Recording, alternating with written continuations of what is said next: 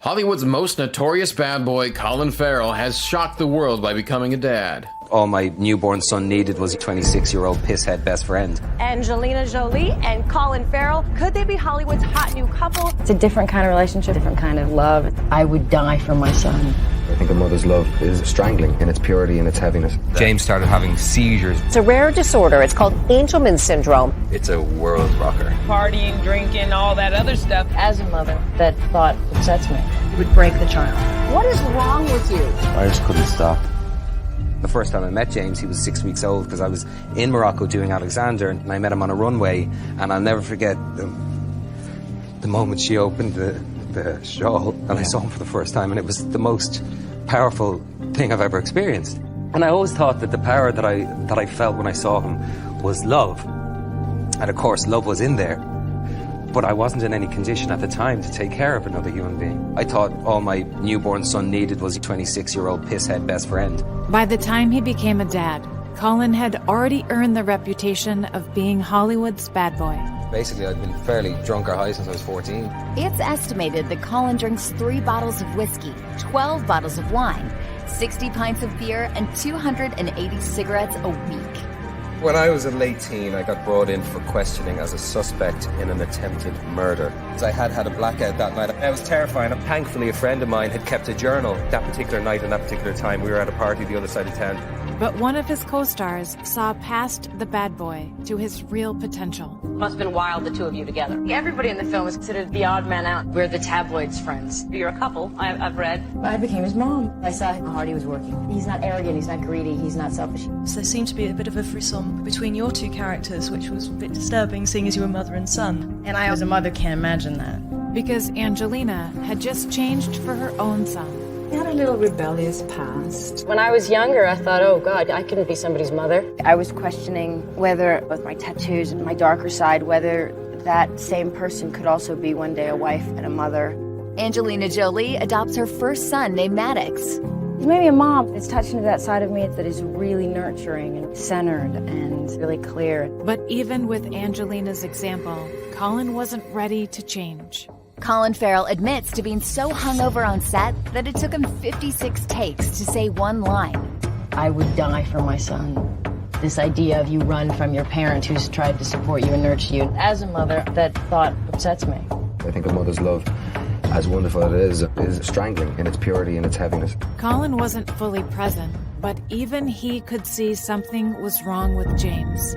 We noticed with James at the age of about 7 or 8 months, he wasn't hitting certain benchmarks. He wasn't sitting up, he wasn't crawling, he wasn't cooing. James started having seizures really early. Terrified, Colin took James to the doctor. It was actually when a doctor saw how happy he was like, does he always smile this much? And I went, yeah. And he went, does he like water? And he said, obsessed with water. And he said, has it been tested for Angelman? I said, no. And they tested him, and that was it.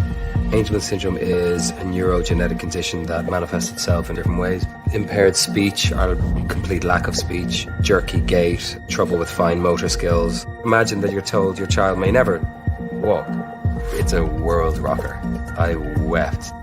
Colin let his fear for James overwhelm him. Fear will drive you to do incredible things. There are periods of your life when you can't remember what was going on. For me, if someone who was drunk for 15 years, high for a good few as well. The memories of all the stuff that happened when I was doing that stuff were taken. And nothing there at all, just a gap. Just a gap, wow, void. Colin realized that if he didn't change, he could lose James forever.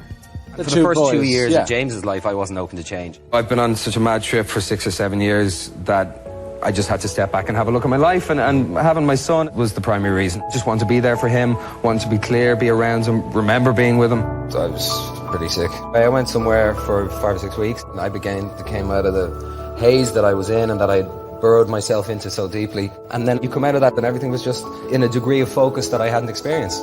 Colin changed to become the dad James needed him to be. Did you stop drinking it altogether? I haven't had a drop in 6 months. Was it difficult to give that up? It was tough, yeah, absolutely. One of the lucky ones, I'm out of it.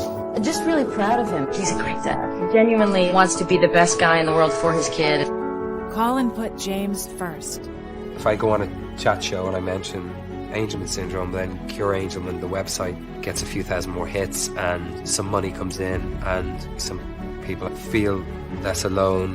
They are enormously grateful to him for speaking publicly, sharing James with the world, because every time Colin does that, it helps their child. It's a huge voice that has brought a ton of awareness. There's that fire in all of us, and if directed in the right way, it can be a force for good. And Colin got to be there for the moment he thought he'd never see.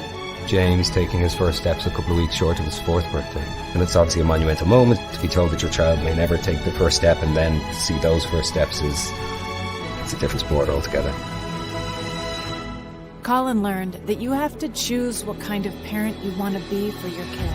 I made some changes in my life which allowed me to open up to the gravity of bringing a child into the world. On the inside, I'm just a dad of a child that has this condition.